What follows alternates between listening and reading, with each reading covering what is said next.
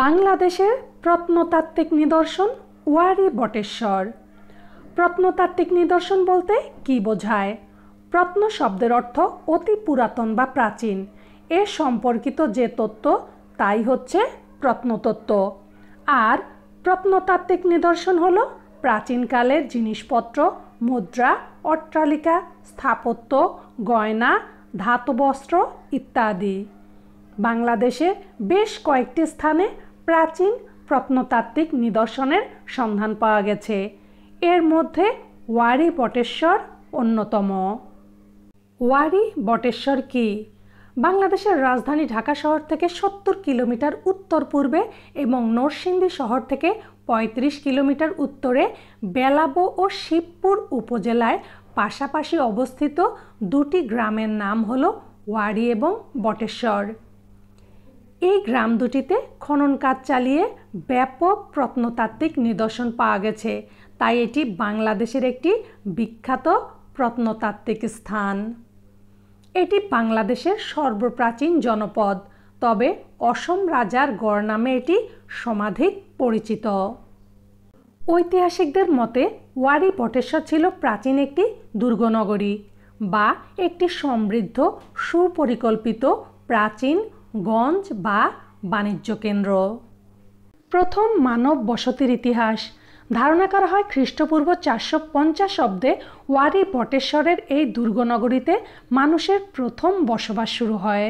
প্রচুর ফসিল সহ এখান থেকে প্রাপ্ত প্রত্নতত্ত্বগুলো যেমন কাঠের তৈরি বাটালি, হাতে ব্যবহার উপযোগী কুঠার ইত্যাদি যাচাই করে ইতিহাসবিদরা মনে করেন এই এলাকায় মানব বসতি গড়ে ওঠে ঠিক নব্য প্রস্তর যুগের প্রথম দিকেই। পরবর্তীতে ওয়ারী বটেশ্বরে খনন কাজ চালানোর ফলে আরও বেশ কিছু প্রত্নতত্ত্ব পাওয়া গেছে।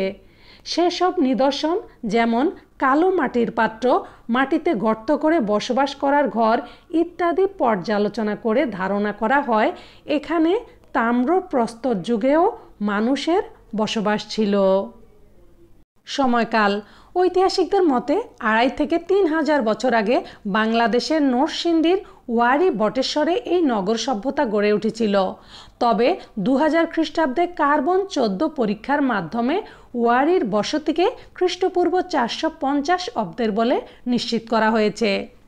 ভূতাত্ত্বিকগণের মতে এটি ভারতীয় উপমহাদেশের প্রাচীন সমৃদ্ধ সভ্যতা গঙ্গারিডি রাজ্যের অংশ ছিল, অর্থাৎ বাংলাদেশের নরসিংদী জেলার প্রত্নস্থল ওয়ারী বটেশ্বর গঙ্গারিডি রাজ্যের পূর্বাঞ্চলের একটি গুরুত্বপূর্ণ নগরী ছিল। গঙ্গারিডি রাজ্য 300 খ্রিস্টপূর্বাব্দে ভারতীয় উপমহাদেশের বাংলা অঞ্চলে অবস্থিত ছিল। গ্রিক পর্যটক মেগাস্তিনিস তার ইন্ডিকা গ্রন্থে এটা বর্ণনা করেছেন।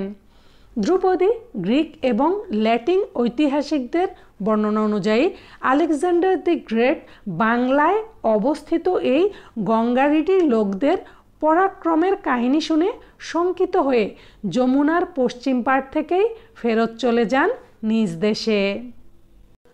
অবস্থান: পুরাতন ব্রহ্মপুত্র নদ ও আড়িয়াল খাঁ নদের মিলনস্থলের অদূরে কয়রা নামক একটি শুষ্ক নদীখাতের দক্ষিণ তীরে বন্যামুক্ত গৌরিক মাটির উঁচু ভূখণ্ডে ওয়ারী বটেশ্বরের অবস্থান নির্দিষ্ট করা হয়েছে। কেন ওয়ারী বটেশ্বরকে নগর সভ্যতা বলে চিহ্নিত করা হয়েছে? নিবিড় অনুসন্ধান ও সীমিত প্রত্নতাত্ত্বিক খননে আবিষ্কৃত হয়েছে বাংলাদেশে 2500 বছরের প্রাচীন দুর্গনগরী ওয়ারী বটেশ্বর। প্রত্নতাত্ত্বিক খননে ওয়ারী প্রত্নস্থলে আবিষ্কৃত হয়েছে 4টি মাটির দুর্গপ্রাচীর। দুর্গপ্রাচীরের 5 থেকে 7 ফুট উঁচু ধ্বংসপ্রাপ্ত কিছু অংশ এখনও টিকে আছে। এছাড়াও দুর্গের চারদিকে রয়েছে পরিখা, যদিও কালের ব্যবধানে তাতে মাটি ভরাট হয়েছে। ভরাট হলেও পূর্ব প্রান্তের পরিখা চিহ্ন এখনও দৃশ্যমান। দুর্গের পশ্চিম, দক্ষিণ পশ্চিম ও দক্ষিণ পূর্ব দিকে 6 কিলোমিটার দৈর্ঘ্য বিশিষ্ট আরেকটি বহির্দেশীয় গড় পরিখা সোনারুতলা গ্রাম থেকে শুরু করে বটেশ্বর, হানিয়াবাইদ, রাজারবাগ ও আমলাভ গ্রামের ওপর দিয়ে আড়িয়াল খাঁ নদের প্রান্তসীমা পর্যন্ত বিস্তৃত হয়েছে। এটিকে স্থানীয় লোকজন অসম রাজার গড় বলে থাকে। এরূপ দুটো প্রতিরক্ষা প্রাচীর গুরুত্বপূর্ণ বাণিজ্যিক বা প্রশাসনিক কেন্দ্রের নির্দেশক, যা ওয়ারী বটেশ্বরকে নগর সভ্যতা বলে চিহ্নিত করেছে। কেন এটিকে দুর্গনগর বা বাণিজ্য কেন্দ্র বলা হয়? 11 শতকের বৈয়াকরণবিদ কৈয়টের মতে নগর হলো উঁচু পাঁচিল এবং পরীক্ষা দিয়ে ঘেরা বাসভূমি, যেখানে কারিগর ও ব্যবসায়ী সংঘের তৈরি আইন ও নিয়মকানুন বলবৎ থাকত। ওয়ারী বটেশ্বর ছিল এই প্রক্রিয়ায় গড়ে ওঠা একটি দুর্গনগর, নগর বা একটি নগর কেন্দ্র। আবিষ্কৃত প্রত্নবস্তু বিশ্লেষণ করলেও দেখা যায় যে ওয়ারী বটেশ্বর ছিল একাধারে একটি নগর ও সমৃদ্ধ বাণিজ্য কেন্দ্র। প্রাচীনকালে ওয়ারী বটেশ্বর কী নামে পরিচিত ছিল? ধারণা করা হয় গ্রিসের বিখ্যাত ভূগোলবিদ, জ্যোতিষী এবং গণিতবিদ টলেমি তার জিওগ্রাফিয়া বইয়ে সোনাগড়া নামে যে উন্নত, ধনী এবং সুপ্রতিষ্ঠিত প্রাচীন শহরের নাম উল্লেখ করেছিলেন সেটি হলো ওয়ারী বটেশ্বর। প্রত্নতাত্ত্বিকদের মতে টলেমির সোনাগড়া হলো প্রাচীন সুবর্ণগ্রাম, যা বর্তমানে সোনারগাঁ নামে পরিচিত।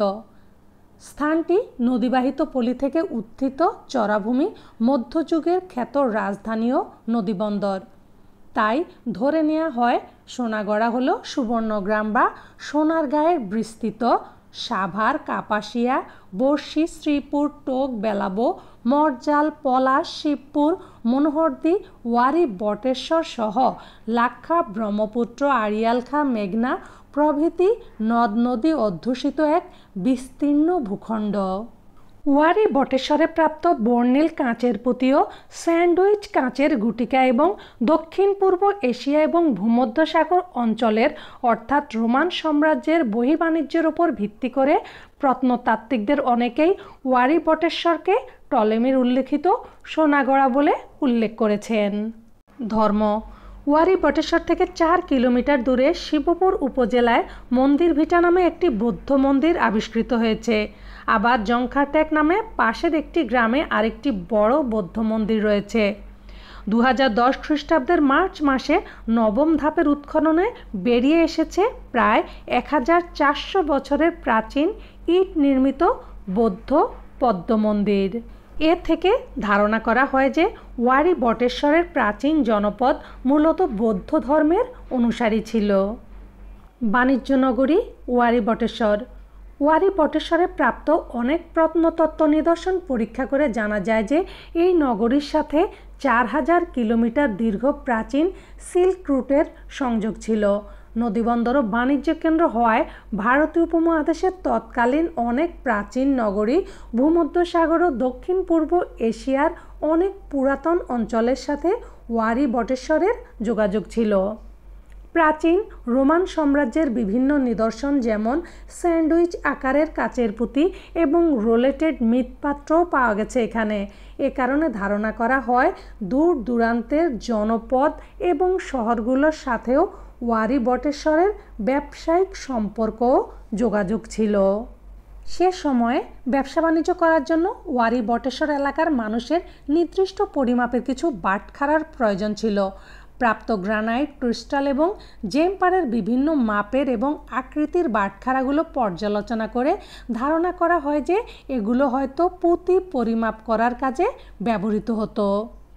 ওয়ারী বটেশ্বরে প্রাপ্ত প্রচুর পুঁতি এবং পুঁতি তৈরির মালা থেকে ধারণা করা হয় এখানে পুঁতি তৈরির কারখানাও ছিল, যেগুলো দক্ষিণ এশিয়ার বিভিন্ন স্থানে রপ্তানি করা হতো। পরিমাপ ও গাণিতিক বিষয়ে দক্ষতা। ওয়ারী বটেশ্বরে প্রচুর পাথরের তৈরি খণ্ড পাওয়া গেছে। এসব খণ্ড পরীক্ষা করে ঐতিহাসিকরা ধারণা করে যে এগুলোর ভেতর কিছু কিছু খণ্ড বিভিন্ন জ্যামিতিক ও ত্রিকোণমিতিক সমস্যা সমাধানে ব্যবহার করা হতো। এ থেকে বোঝা যায় সে সময়ের ওয়ারী বটেশ্বরে বসবাসকারী মানুষের মাঝে পরিমাপ ও গাণিতিক বিষয়ে ভালো জ্ঞান ছিল। উন্নত প্রযুক্তির ব্যবহার। ওয়ারী বটেশ্বরের অধিবাসীগণ উন্নত প্রযুক্তির সঙ্গে পরিচিত ছিল। তারা ধাতু গলিয়ে মুদ্রা তৈরি করার প্রযুক্তি জানত এবং পুঁতির সঙ্গে রাসায়নিক পদার্থ ব্যবহার করে অলঙ্কার তৈরি করতে পারত। সাম্প্রতিক প্রত্নতাত্ত্বিক খননে আবিষ্কৃত হয়েছে প্যারেক, লৌহমল, লৌহ গলানোর ফলে অতি ক্ষুদ্র বল, মরিচা পড়া, লৌহবস্তু প্রভৃতি। কৃষিজীবী। ওয়ারী বটেশ্বর গ্রাম দুটির অধিকাংশ স্থান জুড়ে প্রাচীন বসতি ছিল। ওয়ারী দুর্গনগরীর নিকটবর্তী এ পর্যন্ত আবিষ্কৃত প্রায় অর্ধশতাধিক প্রত্নস্থানের প্রত্নবস্তু বিচারে ধরে নেওয়া যায় যে এর অধিবাসীরা ছিল কৃষিজীবী এবং এদের উৎপাদিত উদ্বৃত্ত ফসল নগরে বসবাসরত ধনিক বণিক পুরোহিত কারিগর ও রাজ কর্মচারীদের খাদ্য চাহিদা পূরণ করত।